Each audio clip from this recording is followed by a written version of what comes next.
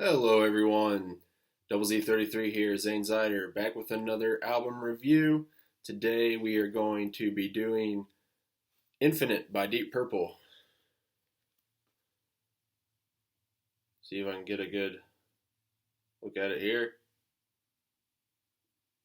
I really want to because it is an awesome album artwork cover. There we go. Alright, so that's the album artwork there. It's actually a picture of a U.S. Coast Guard ship that works in the Arctic or Antarctic areas, cuts through the ice. Call it a icebreaker. So pretty good album artwork there, and as I'll continue with this review, one of the best things about the album is the artwork, unfortunately. So this was their most recent album, their 20th album, and they began, it was released April 7th, 2017. They began touring in support for this album shortly after on the seemingly never-ending Long Goodbye tour, which was still going on until the coronavirus happened, so we'll see how much longer that goes. We would like Deep Purple to continue on. No matter what I do say about this album, all the guys still, Ian's vocals are amazing. All the guys are playing their instruments still amazing. I believe they're all in their 70s now. So really just remarkable that they're still doing that at these late ages. So we want them to continue if they're still doing it as well as they are. They do have their 21st studio album recorded, which is entitled Whoosh, and it was scheduled to come out on in June, so next month, but it's got pushed back because of coronavirus as well. So hopefully it is a better album than this one here. As I get into it, you'll hear my opinions on it. So this album consists of the lineup of Ian Gillan, Roger Glover, Ian Paice, Steve Morse, and Don Airey. And interesting fact, Ian Paice is the only member who has appeared on all 20, and I guess it will be 21, Deep Purple albums. So dating back to their first album, Shades of Deep Purple, back in 1968. So they've been around a very long time, been kicking ass a very long time. And this album was produced by legendary producer Bob Ezrin of Alice Cooper and Kiss fame. It clocks in at 45 minutes, and the album hit 105 on the Billboard charts. Couple opinions on the band. I do believe that Don Airey is one of the greatest keyboardists of all time. Of course, in that discussion is their former keyboard player, the late, great John Lord as well. So they definitely know how to pick keyboard players for this band. And I think that guitarist Steve Morse is the most underrated guitar player of all time.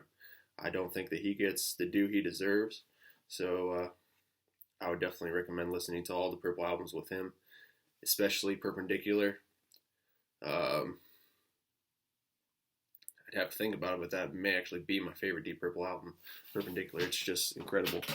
And it was actually the first album with Steve Morse on guitar. So I do have a Deep Purple shirt here. Not wearing it right now, but did bring it out so I could show everyone. It's got the Machine Head and Highway Star on it there. So the great song, the classic song Highway Star from Machine Head album. So one of my favorite shirts by one of my favorite bands there. Unfortunately, this isn't one of my favorite albums, so let's get to it here, and I'll tell you my thoughts on it. So, track 1 here, we have Time for Bedlam. Starts and ends with some voice effects that we'll hear a couple other times throughout the album as well. So, it's actually an experimental psychedelic track that kind of takes you back to their first album, though this song does not hold a candle to their Mark I lineup hit It's Hush. Hush, hush, thought I heard a call on my name now. That one, that brilliant classic. Track 2, in my opinion, the worst song on the album by far, Hit Boots. Just an awful song and really hard to get through. Track 3. Now we go from my least favorite song on the album to my favorite on the album. And this is All I Got Is You. And one of my all-time favorite, probably my second favorite Deep Purple song ever. The only one really ahead of it I'll mention later in this video actually. But All I Got Is You is just unbelievable. Everyone's firing on all cylinders here. Gillan's snarling vocals, fantastic guitar playing and organ playing, awesome lyrics on this one as well. It's about an ugly relationship. There's a cool music video for it. The guys are playing in Nashville. It's just all around just nothing bad to say about that one. Track 4, One Night in Vegas, filler track here. Bluesy rocker, pretty slow paced. Track 5, Get Me Out of Here. Disappointing track, no edge to this one either. Nothing that stands out in it. Track 6, The Surprising. So we go to a ballad here, so chance to change up the pace and hopefully sway me over a little bit, hopefully, but unfortunately not. So the guys, like as I said earlier, the guys still sound great at their age on this album. I'll never go back and listen to this ballad though. And this ballad also goes on for a minute too long. So when I told you that All I Got Is You is my second favorite Deep Purple song, my all-time favorite Deep Purple song is actually a ballad, and it is not very well known. It's called Haunted, and it is from their Bananas album from 2003. So if you want to hear a great Deep Purple ballad, go back to that one. That one is a killer. Okay. Next one up is number 7, Johnny's Band. This is one of the album's 3 singles, along with All I Got Is You and Time for Bedlam. Thankfully, the song is a rocker, has some balls. It's a rocker through and through. It's not a slow-paced blues number like a lot of the album. As refreshing as this song is, when I was listening through the album, because everything else is pretty bad, this song is not in my top 30 Deep Purple songs, if I had to list my favorites. Track 8, On Top of the World. There's a sexy song here. It's about a reverse gangbang. Crazy rhyming lyrics at the end. Track 9, Birds of Prey. More of the same. Track 10, Roadhouse Blues.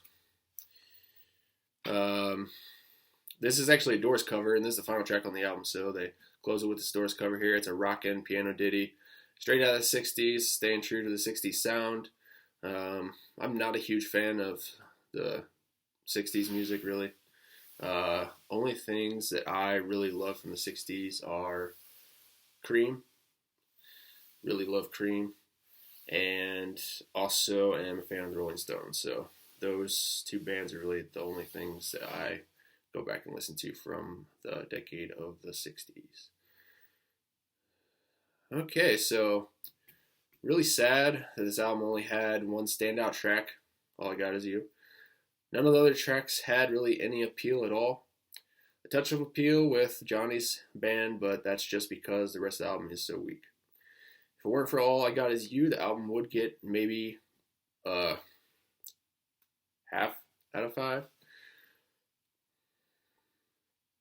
But because of the strength of All I Got Is You, and because it is one of my favorite Deep Purple tracks, I'm giving this album a, that's L for loser, I'm giving this album a 2 out of 5. That's a 2 out of 5. So that'll wrap things up for Deep Purple's Infinite. If you like my content, please subscribe. Ring my bell. That way you'll get a notification when I upload new videos. Follow me on Facebook. Donate to my Patreon. Links below. Comment your thoughts below as well. I'd love to discuss this album. I know this album has some people that really like this album. They like this one and the couple that come before it. Now What, and or is it So What? I'll go back and check it out here.